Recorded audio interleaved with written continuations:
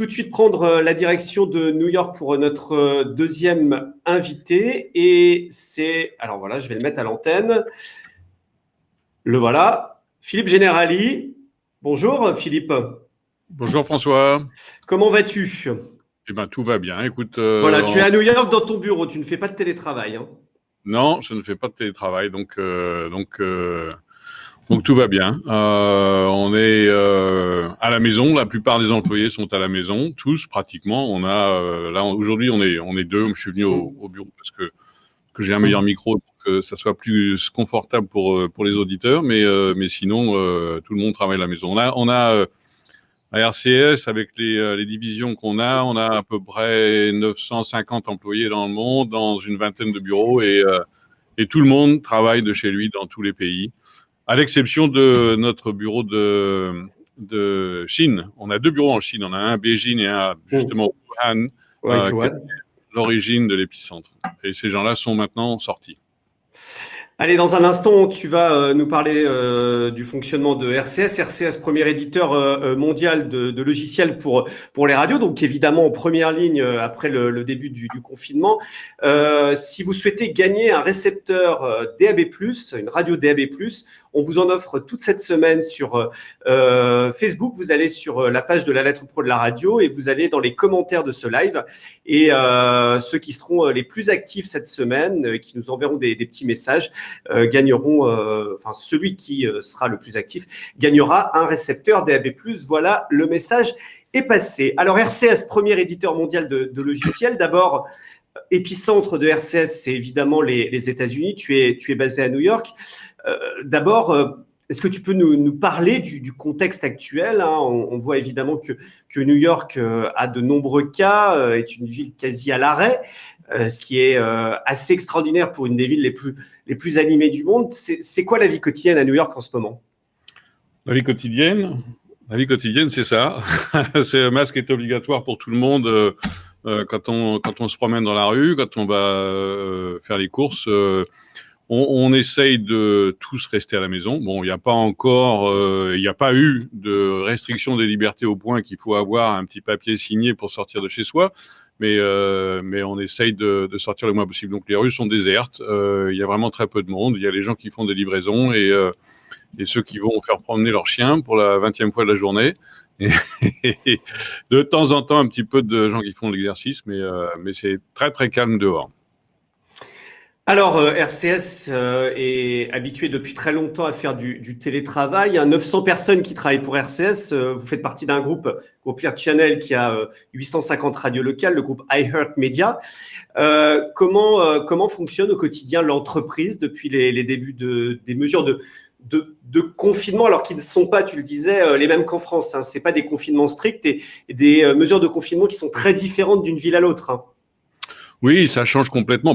Ça change d'une ville à l'autre aux États-Unis, ça change d'un pays à l'autre, évidemment. La Californie n'est pas touchée de la même façon que New York. À New York, on est sur le plateau en ce moment. On a à peu près 700 morts chaque soir. C'est un chiffre terrible, mais la petite lumière au bout du tunnel, c'est que ça n'a pas augmenté depuis quelques jours là. Donc les nombres de nouvelles hospitalisations descendent. Donc on est peut-être sorti d'affaires d'ici quelques semaines ici. Pour l'instant, on reste à l'intérieur. À RCS, on était déjà préparé à travailler de façon remote, à distance, parce que moi, j'ai toujours pensé que quand il y a quelqu'un qui a un talent et qu'on veut travailler avec cette personne, il n'y a pas besoin de lui demander de déménager ou de dire il faut venir habiter à tel endroit. Et donc, on a toujours essayé de s'accommoder du mode de vie des gens et de là où ils étaient. Et donc, on a fait beaucoup de travail à distance et on en fait tous les jours. Donc, c'est commun pour nous. C'était juste une extension de ce qu'on a fait. Et pour les gens qui travaillent dans des centres de production donnés comme on a en Inde ou en Malaisie, on leur a donné un laptop et un ordinateur portable et ils travaillent de chez eux. Quelles sont les demandes des radios? 850 radios qui font partie du même groupe que RCS, hein, groupe iHeartMedia. Qu'est-ce qui a changé dans le quotidien des salariés de RCS, que ce soit notamment les gens du support? Alors, les gens du support faisaient déjà du support de chez eux. On a un système de distribution des appels qui est IP, qui est Internet. Donc, ça veut dire que le système envoie les appels qui arrivent, les appels entrants, il le distribue entre les différents agents qui sont soit chez eux, soit au bureau, comme ils veulent. Et donc, pour l'utilisateur des produits RCS, ça change rien. On appelle le numéro standard et quelqu'un va décrocher et prendre votre requête et essayer de vous aider. En ce qui concerne nos clients, tout a changé. Évidemment, c'est comme si on avait enlevé le tapis sous leurs pieds. Quand on fait des mesures de confinement, le premier truc qui arrive, c'est que les gens prennent plus leur voiture pour aller au travail le matin et pour revenir le soir. On sait qu'en radio, la voiture, c'est quand même le bastion de la radio. Donc forcément, il y a des changements d'habitude dans les audiences. Et puis les événements, il y a beaucoup de radios qui font des événements live, soit des concerts, soit des promotions sur site pour aller vendre des voitures à un dealer ou des choses comme ça. Évidemment, tout ça, c'est fini. Donc, tous les événements à l'extérieur de promotion sont finis. Alors, il y a des choses qui marchent bien. Il y a des choses comme le podcast qui est en augmentation. Le streaming est en augmentation. Donc, il y a des revenus qui compensent d'un côté pour essayer de récupérer un petit peu d'argent. Mais c'est quand même difficile pour tout le monde.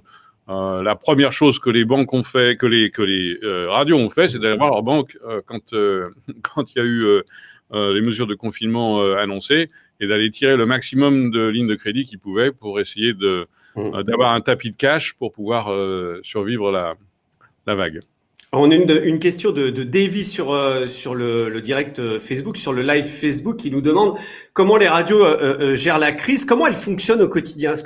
Est-ce qu'il y a un mouvement massif comme en France où on a déporté les studios au domicile des animateurs et des journalistes, ou est-ce qu'elles restent en studio?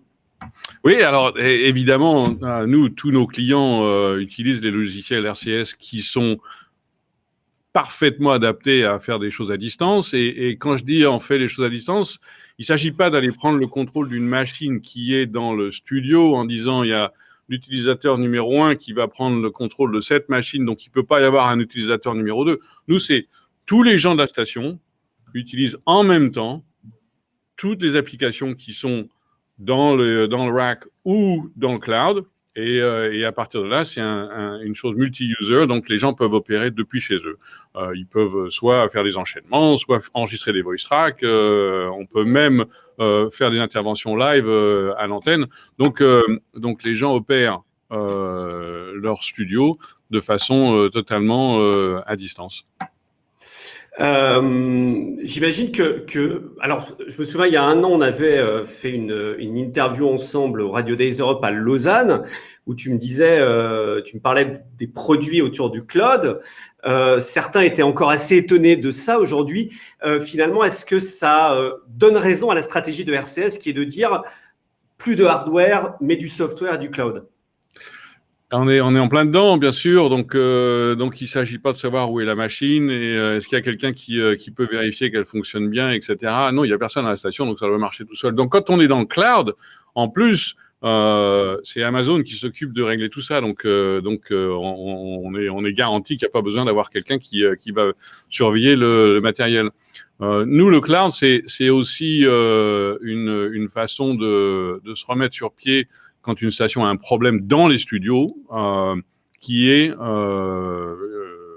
lié aux intempéries, qui est lié à un incendie, qui est lié à un acte de terrorisme, qui est lié, en ce moment, c'est des virus biologiques, mais il y a les virus informatiques aussi, dont il faut bien réaliser que c'est un réel problème. On a eu des clients, des grands groupes ici aux États-Unis, où il y a eu une attaque de malware.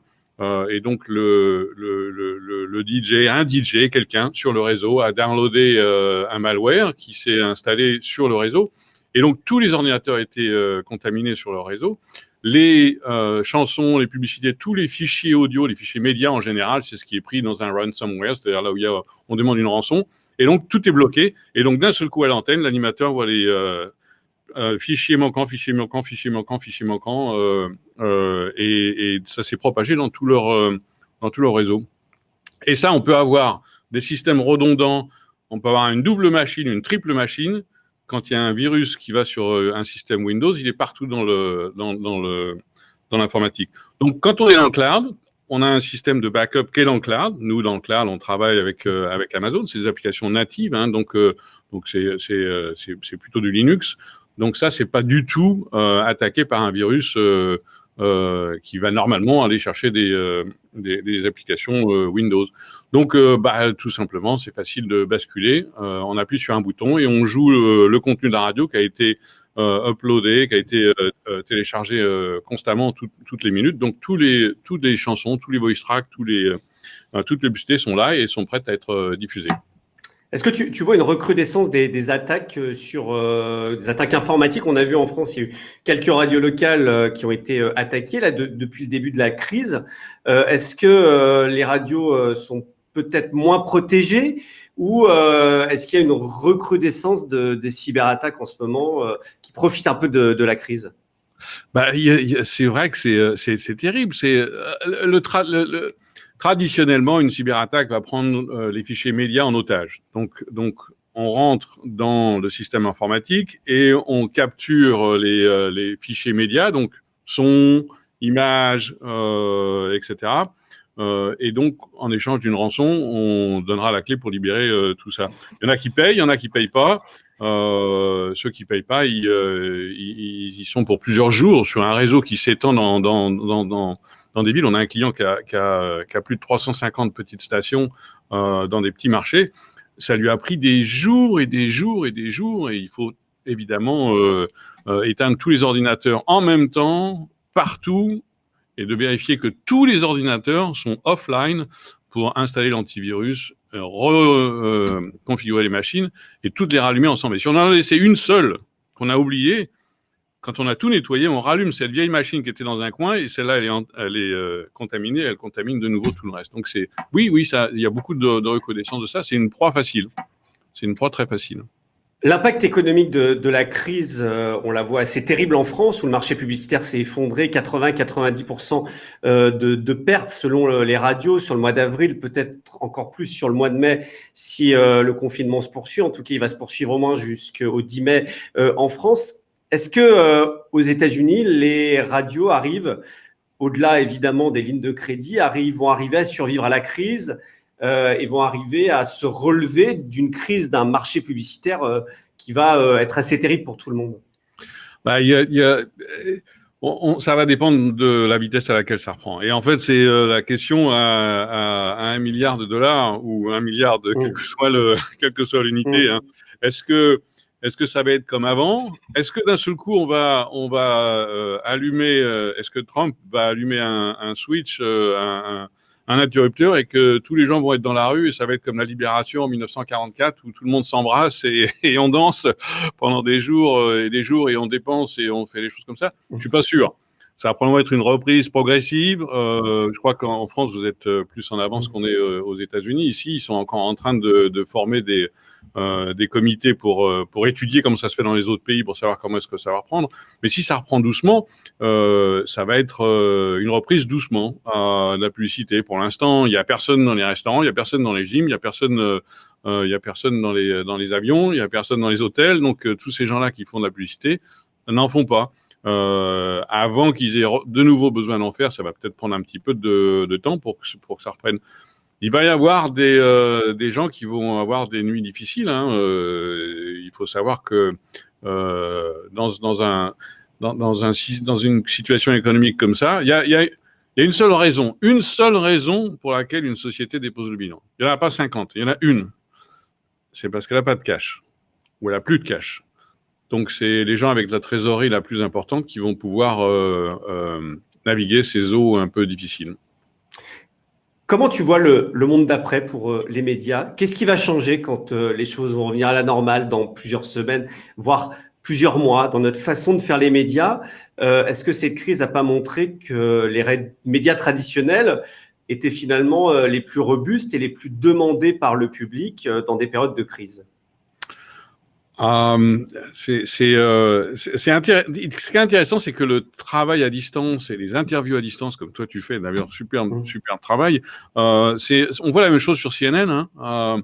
Les gens font l'émission de chez eux, les animateurs. On voit leur bibliothèque. On peut regarder les titres des livres qu'ils ont dans leur bibliothèque quand ils sont à l'antenne. Et ils font les interviews à distance en Skype ou autre. Donc ça, il va en rester de ça. C'est un truc qui se faisait déjà beaucoup avant, mais il va en rester de ça. Les gens vont apprendre à travailler à distance. Une radio qui travaille à distance, nous on a des gens qui adorent faire la radio à distance, qui adorent la façon dont on peut prendre contrôle du studio, dont on peut prendre contrôle de Zeta, le système d'automation, ou la façon dont on peut faire du G-Selector à distance et programmer la musique sans avoir besoin d'aller à la station, sans avoir besoin de faire un backup. On est plusieurs à se programmer à se loguer sur le système. Donc tout ça, c'est des choses qui vont rester. Peut-être que les gens vont bouger moins, faire moins de trajet de travail. Je pense que ça, c'est aussi quelque chose qui est bon pour la planète, c'est bon pour tout le monde. Il n'y a aucun avantage à venir au travail, à moins vraiment d'avoir besoin de faire un face-à-face ou une réunion avec tout le monde qu'on ne peut pas faire en ligne. Donc il va y avoir des choses comme ça qui vont rester. Et puis, je pense que les gens qui connaissaient pas tout ce qu'on peut acheter sur Amazon et qui ont essayé, ils vont continuer à acheter sur Amazon ou sur leur système préféré de livraison de biens en ligne. Donc il y a des gros opérateurs Internet qui vont s'en sortir avec. C'était une grosse période de promotion pour eux, quoi. Merci Philippe Generali. Bon courage à toutes tes équipes, que ce soit aux États-Unis et dans le monde. On pense aux équipes de Lionel Guiffon de RCS Europe qui également sont sur le pont. Et puis au plaisir de se revoir lors d'un événement en réel et de se serrer la main, voire de se faire la bise. Avec plaisir. Merci beaucoup. Bonne chance. Restez en bonne santé tous.